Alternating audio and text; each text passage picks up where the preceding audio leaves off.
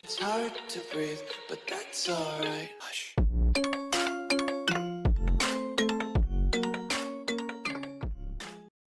আসসালামু আলাইকুম ভিউয়ার্স, আশা করি সবাই অনেক ভালো আছেন। আজকে আমরা দেখব কিভাবে জন্ম নিবন্ধন সংশোধন করতে হয়। আপনার জন্ম নিবন্ধনে যদি কোনো প্রকার ভুল ত্রুটি থেকে থাকে অথবা আপনার জন্ম নিবন্ধন যদি হাতে লেখা বা বাংলায় শুদ্ধ থেকে থাকে, সেক্ষেত্রে আপনি কিভাবে আধুনিক করবেন, অর্থাৎ ডিজিটাল করবেন, বাংলা ইংলিশ দুটোই থাকবে এবং নির্ভুল থাকবে। তো কিভাবে যাচাই করবেন বা সংশোধন করবেন, তো কিভাবে আবেদন করবেন, চলুন দেখে নিই ফুল ভিডিও। আপনাদের সকলের সুবিধার্থে আমি আমার ডেসক্রিপশানে এই ওয়েবসাইটের লিঙ্কটা আমি দিয়ে রাখবো। আপনারা সরাসরি এই ওয়েবসাইটে প্রবেশ করবেন। এখানে এই ধরনের আপনার ইন্টারফেস পাবেন। তো এখান থেকে জন্ম নিবন্ধন, মৃত্যু নিবন্ধন সব কিছু করা যায়, আরও অনেক কিছু করা যায়, আপনারা এখানে দেখলে বুঝতে পারবেন। তো আমরা আজকে এখান থেকে যেটা করব সেটা হচ্ছে জন্ম নিবন্ধন সংশোধন, অথবা যেটাই বলেন, অথবা আধুনিকরণ, যেটাই বলবেন সেটাই হবে। তো প্রসেস একই। তো আমরা যেভাবে, তো এখন আমরা এখান থেকে জন্ম নিবন্ধন সংশোধনের জন্য আবেদন এখানে ক্লিক করব।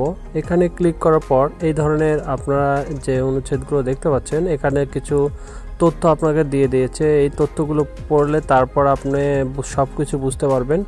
তো অবশ্যই একটু পড়ে নেবেন। এরপরে জন্ম নিবন্ধন নম্বরটি আপনি দিয়ে দিবেন, অর্থাৎ যেটা আপনি সংশোধন করতে চাচ্ছেন সেই জন্ম নিবন্ধনের নম্বরটি আপনি এখানে দিয়ে দিবেন। তো আমি এখান থেকে কপি করে দিয়ে দিলাম। এরপরে আপনারা সাল দিবেন। তো প্রথমে আপনারা সালটা নির্বাচন করবেন। সালের উপরে এখানে ক্লিক দিয়ে এখান থেকে আপনারা প্রথমে সালটা নির্বাচন করবেন। সালটা নিয়ে নিচ্ছি। এরপরে আপনি মাসের উপরে ক্লিক দিবেন। এরপরে দিন, এর দুইটা দেওয়া হয়ে গেলে এরপরে অনুসন্ধানে ক্লিক করবেন। আপনার দেওয়া তথ্যগুলো সঠিক থাকে তবে অবশ্যই এখানে আপনার তথ্যগুলো দেখাবে। দেওয়া তথ্যগুলো যদি ভুল হয় তবে এখানে আপনারা কিছুই দেখতে পাবেন না। তো এখানে নির্বাচনে ক্লিক করুন। এরপরে কনফার্মে ক্লিক দিবেন। দেওয়ার পরে এখান থেকে আপনাদের কাজটা স্টার্ট হবে। এখানে আপনি প্রথমে আপনার দেশ দিবেন, এরপরে আপনার বিভাগ, এরপরে আস্তে আস্তে আপনার জেলা, উপজেলা এবং আপনার ইউনিয়ন পরিষদ পর্যন্ত এখানে অটো সিলেক্ট হয়ে যাবে।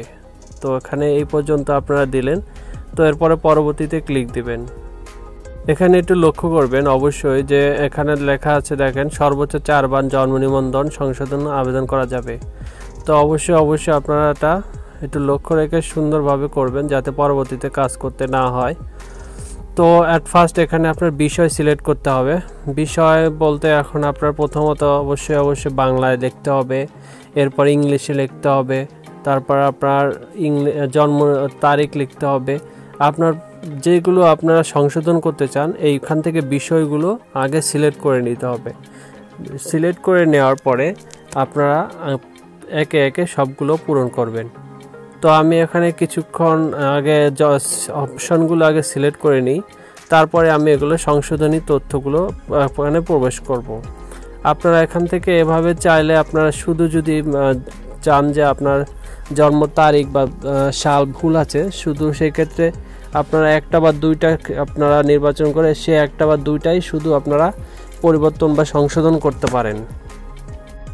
যারা শুধু সংশোধন করতে চান, ধরেন আপনার নামের বানান ভুল বা জন্ম তারিখ ভুল, জন্ম সাল ভুল, অথবা বাবার নাম অথবা মায়ের নাম যে কোনো একটা ভুল বা দুইটা ভুল, আপনারা সেগুলো আসলে এই একই নিয়মে আপনারা এই আবেদনটা করতে পারেন। তো এগুলো আবেদন করার পর অবশ্যই আপনাকে উপযুক্ত প্রমাণ দিয়ে তারপরে এটা সংশোধন হবে। তো অবশ্যই আপনারা সঠিক তথ্য দিবেন, সঠিক তথ্য দিয়ে আবেদন করবেন। শুধুমাত্র আপনারা যে মনে করতেছেন যে অনলাইনে জাস্ট আবেদন করলেই হবে তা না। তো এখানে অনেকগুলো ডকুমেন্ট আপনাকে শো করতে হবে, আপনারা একটু পরে দেখতে পাবেন। তো এখানে আমি বিষয়গুলো সবগুলো এখানে আমি সিলেক্ট করে নিয়েছি। এরপরে আমরা একে একে এখান থেকে আমরা পূরণ করব। তো এখানে দেখতে পাচ্ছেন যা সংশোধিত তথ্য, অর্থাৎ এখানে আপনি এখন কি চাচ্ছেন, আগের ভুলটা দিতে হবে না, এখানে আপনার সঠিক যেটা সেটা এখন এখান থেকে প্রবেশ করাতে হবে। তো আপনার যদি ভুল থেকে থাকে সেটা ভুলটা এখানে দেবেন না, ভুল দেওয়ার কোনো প্রয়োজন নেই। এখানে আপনি কোনটা চাচ্ছেন শুধু সেটা এখান থেকে আপনারা লিখে দেবেন। সকল বিষয় সিলেক্ট হওয়ার পর আপনি আসলে কোন বিষয়টি সংশোধন করতে চাচ্ছেন আপনার একটা হোক দুটো হোক, অথবা আপনি যদি চান যে আপনার পুরো জন্ম নিবন্ধনটি ডিজিটাল হবে বা ইংলিশে করে নিতে চাবেন, সেক্ষেত্রে আপনার সম্পূর্ণ তথ্যই আপনাকে বাংলায় লিখতে হবে। আবার পরবর্তী নিচে আবার আপনার ইংলিশ অপশনটা আপনার চালু করে রাখতে হবে। অর্থাৎ এখানে আমি দেখতে পাচ্ছেন আমি আমার নাম বাংলায় লিখতেছি, এরপরে বাংলার নামের প্রথম অংশ, বাংলায় শেষ অংশ, ইংলিশ ফুল নেম, তারপরে English first name, English second name, জন্ম তারিখ। তো এগুলো আপনারা সবাই আপনারা আপনারা নিজেদের মতো করে আপনারা যেটা সংশোধন করতে চাচ্ছেন বা আপনার অরিজিনাল যেটা আপনার সার্টিফিকেটে যেটা, সেটা আপনারা এখান থেকে পূরণ করে নেবেন। তো আমি এখানে আমার নামগুলো, আমি যে তথ্যগুলো দেব সবগুলো আমি এখান থেকে আমি পূরণ করে নিচ্ছি। তো আপনারা আপনাদের তথ্যগুলো এখান থেকে পূরণ করে নেবেন। তো এখানে ভিডিওটি অনেক লম্বা হয়ে যাবে, তো সেক্ষেত্রে আমি আপনাদের সম্পূর্ণ দেখাবো না। তো এভাবে আপনারা যে তথ্যটি এখানে সংশোধন করতে চাচ্ছেন শুধু সেই তথ্যই এখানে দিবেন, ভুল তথ্য এখানে দেওয়ার কোনো প্রয়োজন নেই, শুধুমাত্র সংশোধিত তথ্যটাই এখানে দিবেন। একদম সম্পূর্ণভাবে সুন্দরভাবে আপনার ধীরে সুস্থে অনেক পরীক্ষা নিরীক্ষা করে কোনো বানান, কোনো আকার ওকার কোনোটাই আপনি এখানে ভুল দিবেন না। একদম দেখে শুনে ত্রুটিহীনভাবে আপনারা এখানে ডাটা ইনপুট করবেন। তারপরে আপনারা তো সম্পূর্ণ তথ্য এভাবে আপনার প্রত্যেকটা ঘর পূরণ করবেন। এরপরে আপনার ডানে যে ঘর দেখতে পাচ্ছেন সংশোধনের কারণ, তো ওখানে একটাই অপশন আছে ভুল লিপিবদ্ধকরণ ছিল, এটাই আপনারা সবগুলোতে দিয়ে দিবেন। আমি সম্পূর্ণ পূরণ করার পর এখানে আপনার নিচে স্থায়ী ঠিকানা, বর্তমান ঠিকানা সবগুলো এখানে আমি পূরণ করে নিয়েছি। তো পূরণ করার পর এখানে শেষে আবেদনকারী ব্যক্তি হিসাবে আমি নিজেই অথবা অন্য কেউ হলে আপনারা সেই তার আপনারা দিয়ে দিবেন। আপনার পিতামাতা বা আপনার পিতামহ যেই হোক, সে অন্য ব্যক্তি হলে তার এখানে আবেদনকারীর নাম, তো তার ঠিকানা, মোবাইল নাম্বার, ইমেল আপনারা এখানে দিয়ে দিবেন। তো সবগুলো সঠিকভাবে দেখে শুনে অনেক নির্ভুলভাবে আপনারা এখানে তথ্য প্রদান করবেন। আপনারা সার্টিফিকেট এনআইডি অনুযায়ী সবগুলো পূরণ করবেন, কারণ এখানে ভুল হলে আপনার নিজের সর্বোচ্চ 4 বার আপনারা একটা সংশোধনের সুযোগ পাবেন। তো এটা পূরণ হওয়ার পর আপনারা বারবার দেখে নেবেন, ঠিক আছে। তো এখন আমাদের কিছু ডকুমেন্ট প্রয়োজন হবে, যেমন আপনার এসএসসি বা এইচএসসি বা জেএসসি সার্টিফিকেট, তারপরে আপনার এনআইডি, তারপর আপনার মাতার পিতার সকলের এনআইডি এবং জন্ম নিবন্ধন, এগুলো সবগুলো আপনার ডকুমেন্ট হিসাবে এখানে আপনার সাবমিট করতে হবে। তো সেক্ষেত্রে এগুলো আপনার ছবি তুলে রাখবেন, স্ক্যান করে নিতে পারেন। এরপরে আপনার আরেকটি উল্লেখ্য বিষয় হচ্ছে এগুলো আপনাকে 100 কিলোবাইটের মধ্যে করে নিতে হবে। তো এখানে সংযোজনে ক্লিক করবেন। এরপরে আমি যেহেতু কপি এখানে সবগুলো কনভার্ট করে রেখেছিলাম, তো এখানে আমি জেএসসির একটা সার্টিফিকেট দিয়ে দিচ্ছি। এখানে আপনি এটা সিলেক্ট করে দিবেন ফাইলের ধরন। তো ফাইলের এটা সিলেক্ট করে দিচ্ছি, এটা জেএসসি সার্টিফিকেট। এখানে পিএসসিও পর্যন্ত আপনি দিতে পারবেন। এখানে ফাইল টাইপে কিছু দেওয়ার দরকার নাই, জাস্ট স্টার্টে ক্লিক দিয়ে দিবেন, আপলোড হয়ে যাবে। 100 কিলোবাইটের উপরে কখনো এটা হবে না, এটা গ্রহণ করবে না। তো অবশ্যই আপনার রিসাইজার দিয়ে আপনারা রিসাইজ করে নেবেন। এরপরে আপনি আরও যতগুলো তথ্য এখানে আপনারা অ্যাটাচ করতে চান সবগুলো এখানে অ্যাটাচ করে দিবেন একে একে। তো এখানে আমি এনআইডি দিয়ে দিচ্ছি, এটা আমার নিজস্ব এনআইডি। তো এনআইডি এখানে দিয়ে এখানে সবগুলো যতগুলো ডকুমেন্ট দিবেন এখান থেকে আপনার ডকুমেন্টের নামগুলো আপনারা এখান থেকে সিলেক্ট করে দিবেন। এরপরে আমি আরও যেগুলো আপনার তথ্য সংযোজন করতে চাচ্ছি সবগুলো আমি এখানে দিয়ে প্রতিটি এভাবে আপলোড করব।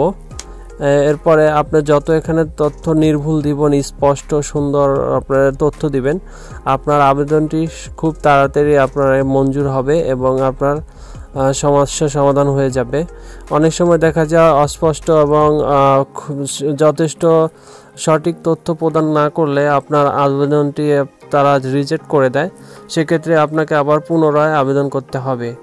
তো অবশ্যই চেষ্টা করবেন যেগুলো তথ্য আপনারা দিবেন সঠিক দিবেন এবং নির্ভুল দিবেন, এবং যে ডকুমেন্টগুলো দিবেন এখানে সেই ডকুমেন্ট অনুযায়ী আপনারা তথ্য দিবেন।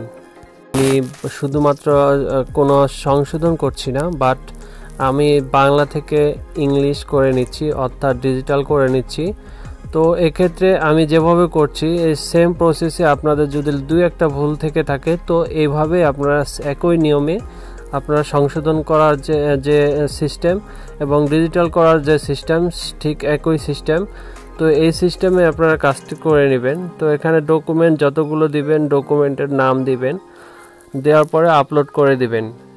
এখানে যে কয়টি আপনি ডকুমেন্ট আপলোড করবেন ঠিক সেই কয়টি আপনারা আবেদন সম্পূর্ণ হলে আবেদন ফর্মটি নিকটস্থ যে আপনার কার্যালয় ইউনিয়ন পরিষদ, তো এই যেগুলো সংযুক্ত করবেন সেম কপি আপনারা ফটোকপি নিয়ে যাবেন এবং আবেদনপত্রের সাথে এই ফটোকপিগুলো জমা দিবেন।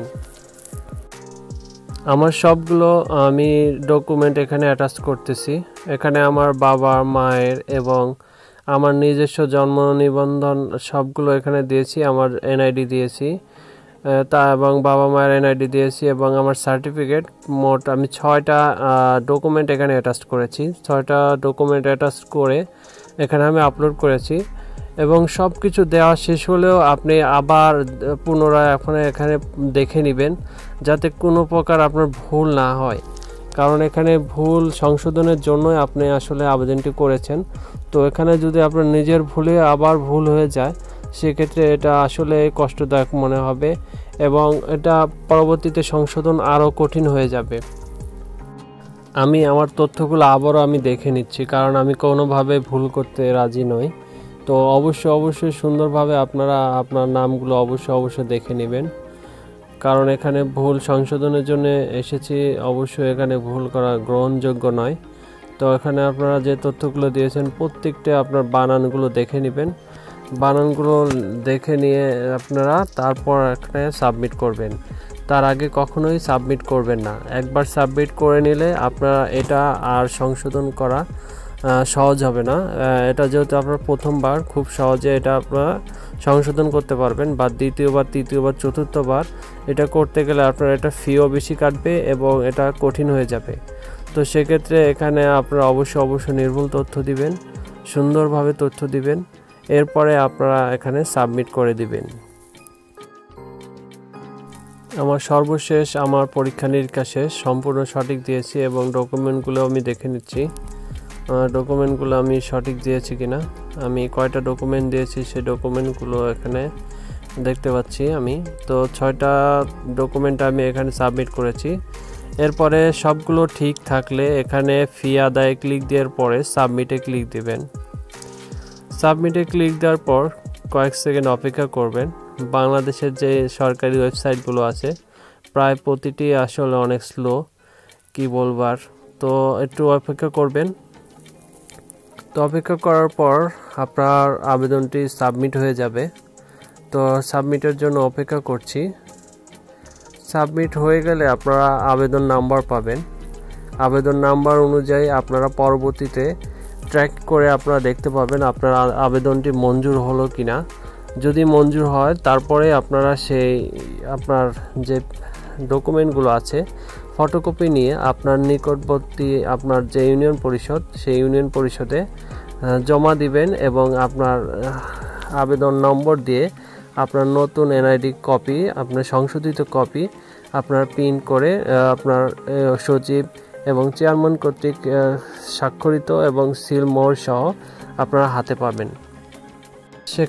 এখানে আপনারা যেহেতু এখানে যে ফি আদায়, তো ফি আদায়টা আসলে সেখানে আপনার ফিটা নগদ দিতে হবে, সেক্ষেত্রে মোবাইলে কোনো প্রকার ফি দিতে হবে না। তো এখানে দেখেন আপনার আবেদনটি সম্পূর্ণ সঠিকভাবে গ্রহণ করা হয়েছে এবং আপনার আবেদনপত্রের নম্বর এটা আপনারা এখানে এটা অবশ্যই সংরক্ষণ করবেন।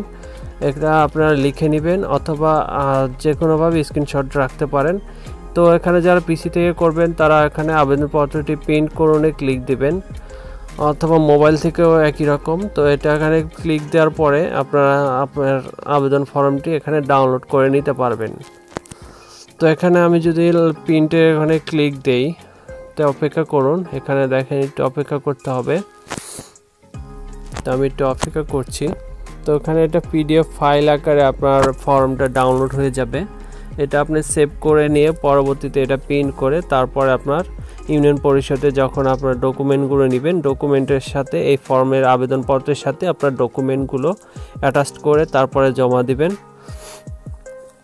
তো এখানে অপেক্ষা করছি।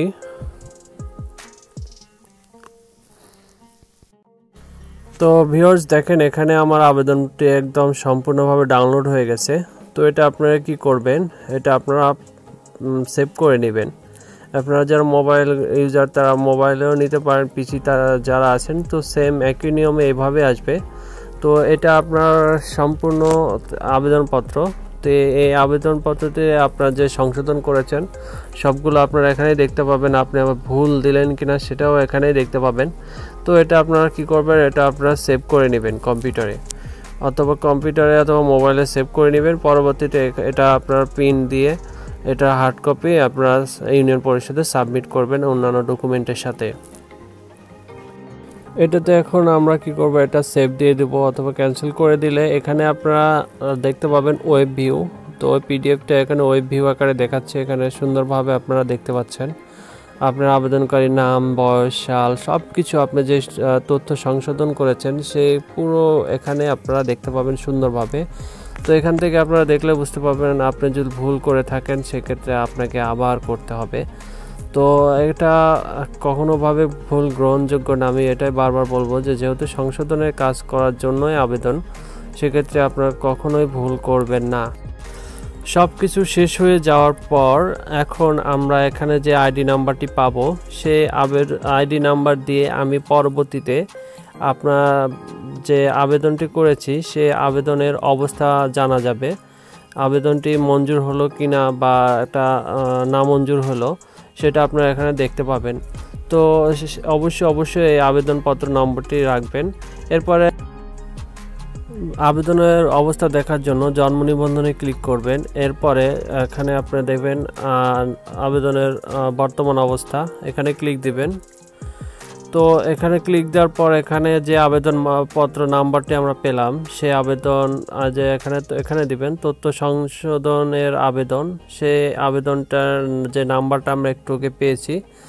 তো এখান থেকে অন্যান্য যে আবেদনই করবেন সে আবেদন নাম্বারটি এখানে আপনারা প্রবেশ করাবেন।